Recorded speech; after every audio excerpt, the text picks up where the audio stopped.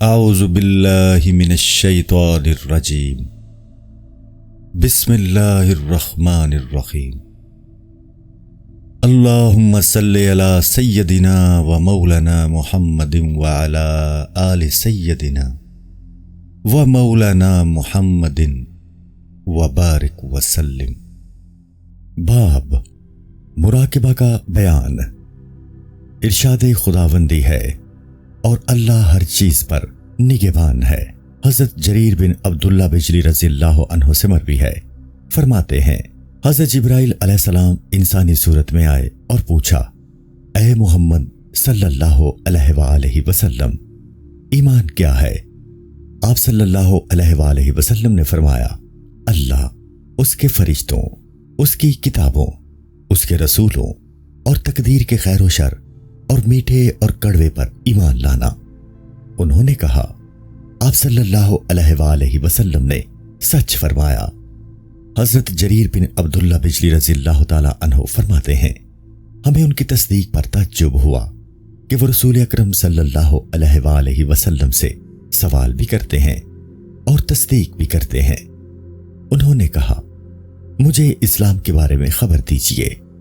آپ صلی اللہ علیہ وآلہ وسلم نے فرمایا، اسلام یہ ہے کہ تم نماز قائم کرو، زکوٰۃ ادا کرو، ماہ رمضان کے روزے رکھو اور بیت اللہ شریف کا حج کرو۔ حضرت جبرائیل علیہ السلام نے کہا، آپ صلی اللہ علیہ وآلہ وسلم نے سچ فرمایا۔ پھر کہا، مجھے احسان کے بارے میں خبر دیجیے۔ آپ صلی اللہ علیہ وآلہ وسلم نے فرمایا، اللہ کی عبادت اس طرح کرو گویا تم اس کو دیکھ رہے ہو، بس اگر تم اس کو نہیں دیکھتے تو وہ تمہیں دیکھ رہا ہے۔ حضرت جبرائیل علیہ السلام نے کہا، آپ نے سچ فرمایا۔ مراقبہ کا ثبوت۔ حدیث سے حضرت شیخ رحمۃ اللہ علیہ فرماتے ہیں، نبی اکرم صلی اللہ علیہ وآلہ وسلم کا یہ فرمانا کہ اگر تم اسے نہیں دیکھتے تو وہ تمہیں دیکھ رہا ہے، یہ حالت مراقبہ کی طرف اشارہ ہے، کیونکہ مراقبہ بندے کے اس بات کو جاننے کا نام ہے کہ رب سبحانہ و تعالی اس کو دیکھ رہا ہے۔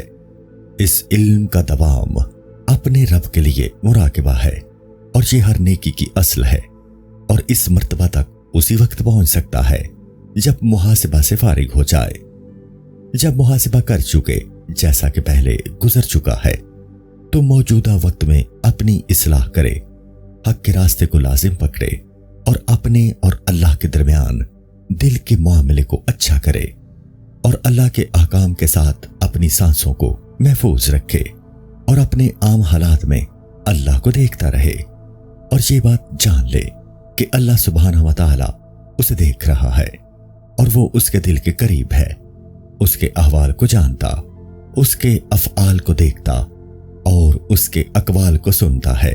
جو شخص ان باتوں سے غافل ہوا وہ وصل الہی کی ابتدا سے ہی کنارہ کش ہے، وہ قربت کے حقائق کو کیسے پا سکتا ہے؟ حضرت جریری رحمت اللہ تعالی علیہ فرماتے ہیں، جو شخص اپنے اور اللہ کے درمیان تقوی اور مراقبہ کو مضبوط نہیں کرتا وہ کشف اور مشاہدہ تک نہیں پہنچ سکتا۔ مخلوق کا مراقبہ۔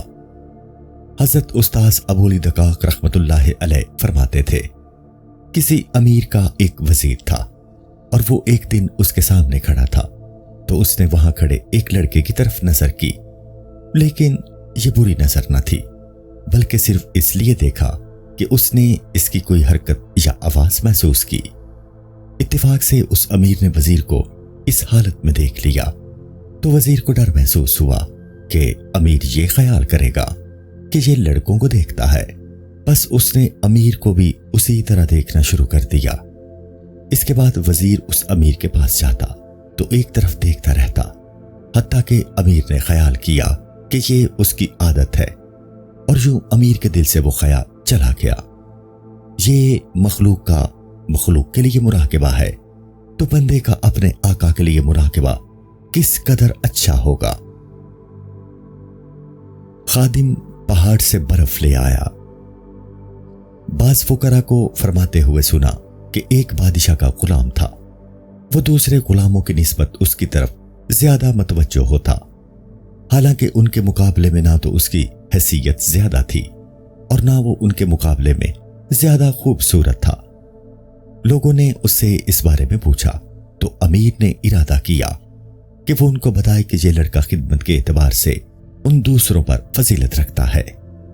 ایک دن وہ اپنے نوکروں سمیت سواری پر نکلا اور دور ایک پہاڑ پر برف تھی۔ امیر نے اس برف کی طرف نگاہ کی اور سر چکا دیا۔ غلام نے اپنے گھوڑے کو اینٹ لگائی اور لوگوں کو پتہ نہ چل سکا کہ کیوں اینٹ لگائی ہے۔ تھوڑی دیر گزری کہ وہ کچھ برف لے کر آ گیا۔ امیر نے اس سے پوچھا، تمہیں کس طرح پتا چلا کہ میں نے برف کا ارادہ کیا ہے؟ لڑکے نے کہا، اس طرح کہ آپ نے برف کی طرف دیکھا تھا اور بادشاہ کی کسی چیز کی طرف نظر صحیح مقصد کے بغیر نہیں ہوتی۔ امیر نے کہا، اس کی طرف میری نظر اور توجہ خصوصی طور پر اس لیے ہے کہ ہر کوئی اپنے کام میں مشغول رہتا ہے اور اس کی مشغولیت میری نگاہ کو دیکھنا اور میرے احوال کا خیال رکھنا ہے۔ بعض بزرگوں نے فرمایا، جو شخص اپنے قلبی خیالات میں اللہ کو دیکھتا ہے، اللہ اس کے عزا کو گناہ سے بچاتا ہے۔ حضرت ابو الحسین بن ہند رحمت اللہ علیہ سے پوچھا گیا کہ چرواہا اپنی بکریوں کو ہلاکت کی چراگاہ سے کب ہانک کر لے جاتا ہے؟ انہوں نے فرمایا، جب وہ جانتا ہو کہ اسے کوئی دیکھنے والا ہے۔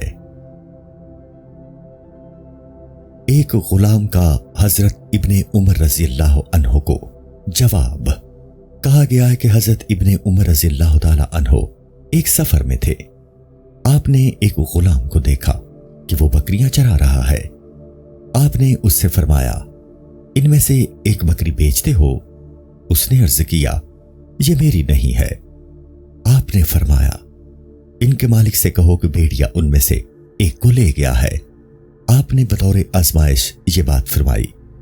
غلام نے کہا، تو اللہ کہاں ہے؟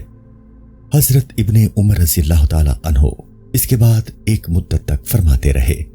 اس غلام نے کہا، اللہ کہاں ہے؟ یعنی وہ دیکھ رہا ہے۔ حضرت جنید بغدادی رحمت اللہ علیہ نے فرمایا، جو شخص مراقبہ میں ثابت قدم رہا، اسے صرف اللہ کے ہاں اپنے حصے کے فوت ہونے کا ڈر ہوگا، کسی اور کے ہاں نہیں۔ پرندہ وہاں ذبح کرو جہاں کوئی نہ دیکھے۔ ایک بزرگ کے کچھ شاگرد تھے، وہ ان میں سے ایک کی طرف دوسروں کے مقابلے میں زیادہ توجہ دیتے تھے۔ ان سے اس بارے میں پوچھا گیا۔ انہوں نے فرمایا، میں تم سے بیان کرتا ہوں۔ انہوں نے اپنے شاگردوں میں سے ہر ایک کو پرندہ دیا اور ہر ایک سے کہا کہ اس کو ایسی جگہ ذبح کرو جہاں اسے کوئی دیکھنے والا نہ ہو، اور اس خاص شخص شاگرد کو بھی پرندہ دیا۔ وہ سب چلے گئے اور ہر ایک اس صورت میں واپس آیا کہ اس نے پرندے کو ذبح کر دیا تھا، اور یہ شاگرد زندہ پرندے کو لے آیا۔ بزرگ نے پوچھا، تم نے ذبح کیوں نہ کیا؟ اس نے کہا، آپ نے مجھے حکم دیا تھا کہ میں اسے وہاں ذبح کروں جہاں اسے کوئی نہ دیکھے۔ انہوں نے فرمایا، میں نے اسی لیے اس کو اپنی توجہ کے لیے خاص کیا ہے۔ مراقبہ کے بارے چند اقوال۔ حضرت ذوالنون مصری رحمت اللہ علیہ فرماتے ہیں، مراقبہ کی علامت یہ ہے کہ انسان ان چیزوں کو ترجیح دے جن کو اللہ نے ترجیح دی ہے، اور ان چیزوں کی تعظیم کرے جن کو اللہ نے قابل تعظیم قرار دیا، اور ان کو حقیر جانے جو اللہ کے ہاں حقیر ہیں۔ حضرت نصر بازی رحمت اللہ علیہ فرماتے ہیں، امید تجھے اطاعت کی ترغیب دیتی ہے، اور خوف تمہیں گناہوں سے دور رکھتا ہے، اور مراقبہ تمہیں حقائق کی راہ تک پہنچاتا ہے۔ حضرت ابو العباس بغدادی رحمت اللہ علیہ فرماتے ہیں، میں نے حضرت جعفر بن نصیر رحمت اللہ تعالی علیہ سے مراقبہ کے بارے میں پوچھا تو انہوں نے فرمایا، جو خیال دل میں پیدا ہوتا ہے اس کے بارے میں بندہ یہ خیال کرے کہ اللہ اسے دیکھ رہا ہے، اور اس طرح وہ دل کی حفاظت کرے، تو یہ مراقبہ ہے۔ حضرت جریری رحمت اللہ تعالی علیہ فرماتے ہیں، ہمارا یہ معاملہ یعنی تصوف दो बातों पर मबनी है। एक ये कि तुम अपने नफ्स पर यह बात लाजिम कर दो कि वो हमेशा अल्लाह को पेश नजर रखे। दूसरी बात कि इस इल्म का असर तुम्हारे जाहिर पर भी मौजूद हो। हजरत मुर्तश रहमतुल्लाह अलैह फरमाते हैं, मुराकिबा यह है कि हर लहजा और हर लफ्ज के साथ गैब को देखते हुए अपने बातिन का ख्याल रखा जाए। हजरत इब्ने अता रहमतुल्लाह अलैह से पूछा गया कि अफसल इबादत क्या है? उन्होंने फरमाया, हर वक्त अल्लाह को निगाह में रखना। हजरत इब्राहिम खवास रहमतुल्लाह अलैह फरमाते हैं, आकाम में खुदाबंदी का ख्याल रखने से मुराकिबा पैदा होता है और मुराकिबा से जाहिर व बातिन में खुलूस पैदा होता है। हजरत अबू उस्मान मगरबी रहमतुल्लाह अलैह फरमाते हैं, तरीकत में अफसल तरीन चीज जिसे इंसान अपने ऊपर लाजिम करे वो मुहासिबा, मुराकिबा और अपने इल्म के मुताबिक अमल करना है। अपने बातिन को वाज़ो नसीहत करो। हजरत अबू उस्मान रहमतुल्लाह अलैह फरमाते हैं, हजरत अबू हफ्स रहमतुल्लाह अलैह ने मुझसे फरमाया, जब तुम लोगों के सामने वाज़ो तबलीग के लिए बैठो तो अपने दिल और नफ्स को वाज करो और तुम्हारे पास उनका इज्तिमा तुम्हें धोखे में ना डाले, क्योंकि वो तुम्हारे जाहिर को देखते हैं और अल्लाह तुम्हारे बातिन को देखता है। जंगल में दरिंदे की तरफ मतवज्जो ना हुए। हजरत अबू सईद खराज रहमतुल्लाह अलैह फरमाते हैं, मुझसे मेरे किसी बुजुर्ग ने फरमाया, अपने बातिन और मुराकिबा का हर वक्त ख्याल रखो। वो फरमाते हैं, एक दिन मैं जंगल में जा रहा था कि मैंने अपने पीछे सरसराहट सुनी जिससे मैं डर गया। मैंने उसकी तरफ मतवज्जो होने का इरादा किया लेकिन मतवज्जो ना हो सका। मैंने देखा एक चीज मेरे कांधे पर खड़ी है, फिर वो हट गई और मैं अपने बातिन की रियायत में लगा रहा। फिर मैंने देखा तो वो बहुत बड़ा दरिंदा था। हजरत वासी रहमतुल्लाह अलैह फरमाते हैं, अफसल इबादत औकात की हिफाजत है। वो ये कि बंदा अपनी हुदूद के सिवा किसी तरफ ना झांके और अपने रब के अलावा किसी को निगाह में ना रखे और अपने वक्त के सिवा किसी का साथ ना दे। बाब रजा का बयान। इरशादे खुदावंदी है, अल्लाह उनसे राजी और वो उससे राजी। हजरत जाबिर रज़ियल्लाहु ताला अन्हु से मरवी है, फरमाते हैं, रसूल अकरम सल्लल्लाहु अलैहि वसल्लम ने फरमाया, इस दौरान के अहले जन्नत अपनी अपनी जगहों में होंगे कि अचानक जन्नत के दरवाजे पर नूर जाहिर होगा। वो अपने सरों को उठाएंगे तो देखेंगे कि उनका रब उनकी तरफ मतवज्जो है। वो फरमाएगा, अहले जन्नत मुझसे मांगो। वो कहेंगे, हम तुझसे तेरी रजा का सवाल करते हैं। अल्लाह फरमाएगा, मेरी रजा की वजह से ही तुम मेरे घर में उतरे हो और तुम्हें मेरी तरफ से इज्जत हासिल हुई है। यही वक्त है, मांग लो। वो कहेंगे, हम तुझसे मजीद रजा चाहते हैं। नबी अकरम सल्लल्लाहु अलैहि वसल्लम ने फरमाया, बस उनके पास सुर्ख याकूत की ऊंटनियां लाई जाएंगी जिनकी लगामें जर्द रंग के ज़मुर्द और सुर्ख रंग के याकूत से होंगी। वो उन पर सवार होंगे और वो उस जगह कदम रखेंगी जहां तक निगाह पहुंचती है। फिर अल्लाह फलदार दरख्तों को हुक्म देगा और फिर मोटी आंखों वाली लड़कियां आएंगी और वो कहेंगी, हम नाजुक अंदाम हैं और हमें कोई तकलीफ ना होगी। हम हमेशा रहने वालियां हैं, बस हमें मौत नहीं आएगी। हम मोमिनों की इज्जत वाली बीवियां हैं। अल्लाह हुक्म देगा तो सफेद खुशबूदार कस्तूरी के टीले उन पर एक हवा उड़ाएंगे जिसको मसीरा कहा जाएगा, हत्ता कि वो उनको जन्नत अदन में ले जाएगी और ये जन्नत का बेहतरीन हिस्सा है।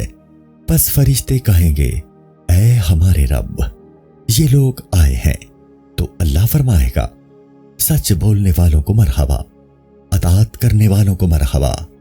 रसूल अकरम सल्लल्लाहु अलैहि वसल्लम ने फरमाया, बस उनके लिए पर्दा उठाया जाएगा तो वो اللہ کی زیارت کریں گے اور رحمان کے نور سے نفع اٹھائیں گے، حتیٰ کہ وہ ایک دوسرے کو دیکھ نہیں سکیں گے۔ اس کے بعد اللہ فرمائے گا، تحفوں کے ساتھ اپنے محلات میں واپس جاؤ۔ رسول اکرم صلی اللہ علیہ وآلہ وسلم فرماتے ہیں، بس اس حال میں واپس جائیں گے کہ ایک دوسرے کو دیکھ رہے ہوں گے۔ نبی اکرم صلی اللہ علیہ وآلہ وسلم نے فرمایا، فَذَلِكَ قَوْلُهُ تَعَالَى، اللہ کے ارشاد گرامی، نزل من غفور الرحیم، یعنی مہمانی بخشنے والے مہربان کی طرف سے، اسی کی طرف اشارہ ہے۔ رضا کے بارے اختلاف۔ رضا کے بارے میں عراقیوں اور خراسانیوں کے درمیان اختلاف ہے کہ آیا یہ احوال سے ہے یا مقامات سے۔ خراسان والے کہتے ہیں رضا مقامات میں سے ایک مقام ہے اور یہ توکل کی انتہا ہے، اور اس کا معنی یہ ہے کہ رضا ایک ایسی چیز ہے جسے انسان اپنی محنت سے حاصل کر سکتا ہے۔ عراقیوں کے نزدیک رضا احوال میں سے ایک حال ہے اور بندے کے کسب سے اس کا کوئی تعلق نہیں ہے، بلکہ یہ ایک کیفیت ہے جو دوسرے احوال کی طرح بندے کے دل پر نازل ہوتی ہے۔ لیکن ان دونوں قولوں کو جمع بھی کیا جا سکتا ہے۔ بس کہا جائے گا کہ رضا کی ابتدا کا تعلق بندے کے کسب سے ہے اور یہ مقامات سے ہے، اور اس کی انتہا جملہ احوال سے ہے اور وہ کسبی چیز نہیں ہے۔ رضا کے بارے اقوال۔ رضا کے بارے میں لوگوں نے کلام کیا ہے، بس ہر ایک نے اپنی حالت اور اپنے مشرب کا اظہار کیا ہے، بس ان کی عبارت میں اختلاف ہے۔ جس طرح اس سے حصہ لینے میں ان کے درمیان فرق ہے، کسی کو کم اور کسی کو زیادہ ملا۔ جہاں تک علم کی شرط کا تعلق ہے تو وہ ضروری ہے، بس جو شخص اللہ کی رضا پر راضی رہتا ہے وہ اس کی تقدیر پر اعتراض نہیں کرتا۔ حضرت استاذ ابو علی دقاق رحمت اللہ علیہ فرماتے ہیں، رضا یہ نہیں کہ تمہیں ابتلاء و آزمائش کا احساس نہ ہو، رضا یہ ہے کہ تم اس کے حکم اور فیصلے پر اعتراض نہ کرو اور جان لو کہ بندے پر واجب ہے کہ بندہ اس قضا پر راضی رہے جس پر راضی رہنے کا اسے حکم دیا گیا ہے، کیونکہ بندے کے لیے ہر اس بات پر جو اس کی تقدیر میں ہے راضی رہنا جائز یا واجب نہیں ہے، جس طرح گناہ یا مسلمانوں کو ایذا پہنچانا وغیرہ۔ مشائخ کرام رحمت اللہ علیہم نے فرمایا کہ رضا اللہ کا بہت بڑا دروازہ ہے۔ ان کی مراد یہ ہے کہ جس شخص کو اللہ نے اپنی رضا سے نوازا اس پر اللہ کی بہت بڑی عنایت ہے اور اسے قرب اعلیٰ کے ساتھ مکرم و معظم فرمایا۔ حضرت عبد الواحد بن زید رحمت اللہ علیہ فرماتے ہیں، رضا اللہ کا بہت بڑا دروازہ اور دنیا کی جنت ہے۔ یہ بھی جاننا چاہیے کہ بندہ اس وقت تک حق تعالیٰ سے راضی نہیں ہو سکتا جب تک حق سبحانہ و تعالیٰ اس سے راضی نہ ہو، کیونکہ ارشاد خداوندی ہے، اللہ ان سے راضی اور وہ اللہ سے راضی۔ اللہ راضی ہو تو پتہ چل جاتا ہے۔ حضرت استاذ ابو علی دقاق رحمت اللہ علیہ فرماتے ہیں، ایک شاگرد نے اپنے استاد سے پوچھا، کیا بندے کو پتہ چل جاتا ہے کہ اللہ اس سے راضی ہے؟ استاد نے کہا، نہیں، وہ اس بات کو کس طرح جان سکتا ہے حالانکہ اس کی رضا پوشیدہ بات ہے۔ شاگرد نے کہا، بلکہ اس کو علم ہو جاتا ہے۔ استاد نے پوچھا، وہ کیسے؟ کہا، جب میں اپنے دل کو اللہ سے راضی پاتا ہوں تو مجھے معلوم ہو جاتا ہے کہ وہ مجھ سے راضی ہے۔ استاد نے کہا، اے بیٹے، تو نے بہت اچھا کہا ہے۔ رضا والوں کے احوال و اقوال۔ کہا گیا ہے کہ حضرت موسیٰ علیہ السلام نے بارگاہ خداوندی میں عرض کیا، الہی مجھے کوئی ایسا عمل بتا دے کہ جب میں اس پر عمل کروں تو اس کے ذریعے مجھ سے راضی ہو جائے۔ اللہ نے فرمایا، آپ کو اس کی طاقت نہیں۔ حضرت موسیٰ علیہ السلام سجدے میں گر گئے اور گڑ گڑانے لگے تو اللہ نے آپ کی طرف وحی بھیجی، اے عمران کے بیٹے، جب تم میرے فیصلے کے مطابق عمل کرو گے تو تمہیں میری رضا حاصل ہو جائے گی۔ حضرت ابو سلیمان دارانی رحمت اللہ علیہ فرماتے ہیں، جب بندہ اپنی خواہشات کو ترک کر دے تو وہ اللہ سے راضی ہے۔ حضرت نصر بازی رحمت اللہ علیہ فرماتے ہیں، جو شخص محل رضا تک پہنچنے کا ارادہ کرے تو وہ ان باتوں کو اختیار کرے جن میں اللہ کی رضا ہے۔ حضرت محمد بن خفیف رحمت اللہ علیہ فرماتے ہیں، رضا کی دو قسمیں ہیں، ایک رضا باللہ، دوسری رضا عن اللہ۔ رضا باللہ یہ ہے کہ بندہ اس کے مدبر یعنی تدبیر کرنے والا ہونے پر راضی ہو، اور رضا عن اللہ اس کے فیصلوں پر راضی ہونا ہے۔ حضرت استاذ ابو علی دقاق رحمت اللہ علیہ فرماتے ہیں، سالکین کا راستہ بہت لمبا ہے اور یہ طریقت کا راستہ ہے، اور خاص لوگوں کا راستہ زیادہ قریب ہے، لیکن وہ زیادہ بامشقت ہے۔ وہ یہ کہ تمہارا عمل رضا کے ساتھ ہو اور تم اللہ کی قضا پر راضی ہو۔ حضرت رویم رحمت اللہ علیہ فرماتے ہیں، رضا یہ ہے کہ اللہ جہنم کو کسی شخص کی دائیں جانب رکھ دے تو وہ اس سے اس کو اپنی بائیں جانب پھیرنے کا سوال نہ کرے۔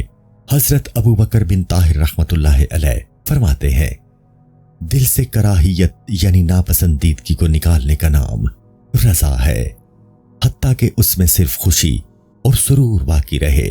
حضرت واسطی رحمت اللہ علیہ فرماتے ہیں، جہاں تک ممکن ہو رضا الہی کے مطابق عمل کرو، ایسا نہ ہو کہ رضا تمہیں استعمال کرے، بس تم اس کی لذت اور اس کو دیکھنے سے حقیقت الہیہ سے پردے میں ہو جاؤ گے۔ جان لو کہ حضرت واسطی رحمت اللہ علیہ کا یہ کلام بہت بڑی عظمت والا ہے، اور اس میں اس بات کی تنبیہ کی گئی کہ اللہ سے تعلق منقطع نہ ہو جائے، کیونکہ ایک حالت میں پرسکون رہنا احوال کو بدلنے والے اللہ سے حجاب میں رہنا ہے۔ لہٰذا جب بندہ اللہ کی رضا سے لذت پاتا ہے اور دل میں رضا کی لذت محسوس کرتا ہے تو اسی وقت مشاہدہ حق سے محجوب یعنی پردہ میں ہو جاتا ہے۔ حضرت واسطی رحمت اللہ تعالی علیہ نے یہ بھی فرمایا کہ اپنے آپ کو عبادات سے لطف اندوز ہونے سے بچاؤ، یہ زہر قاتل ہے۔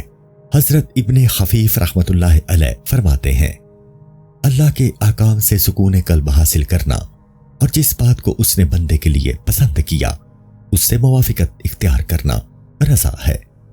حضرت رابعہ ادویہ رحمت اللہ علیہ سے پوچھا گیا کہ بندہ راضی کب ہوتا ہے؟ انہوں نے فرمایا، جب وہ مصیبت میں بھی اسی طرح خوش رہے جس طرح نعمت میں خوش رہتا ہے۔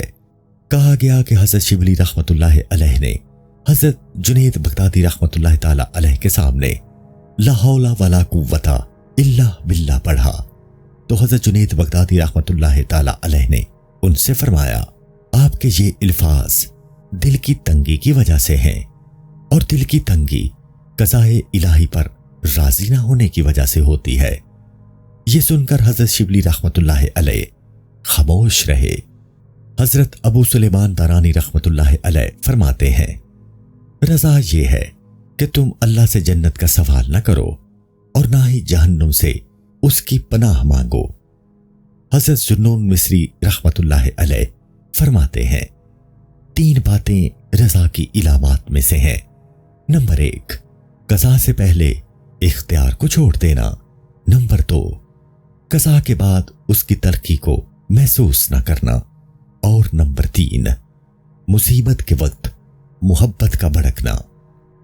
حضرت محمد بن یزید مبرد رحمت اللہ علیہ فرماتے ہیں، حضرت امام حسین بن علی بن ابی طالب رضی اللہ عنہما سے کہا گیا کہ حضرت ابو ذر رضی اللہ تعالی عنہ فرماتے تھے کہ مجھے مالداری کے مقابلے میں فقر زیادہ پسند ہے، نیز صحت کے مقابلے میں بیماری زیادہ پسند ہے۔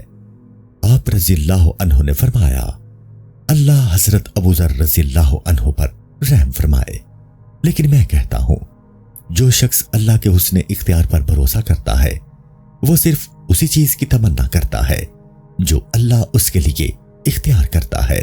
حضرت فضیل بن عیاض رحمت اللہ علیہ نے حضرت بشر حافی رحمت اللہ علیہ سے فرمایا کہ دنیا میں رضا زہد سے افضل ہے، کیونکہ جو آدمی راضی ہوتا ہے وہ اپنے مقام سے بڑھ کر کسی مقام کی تمنا نہیں کرتا۔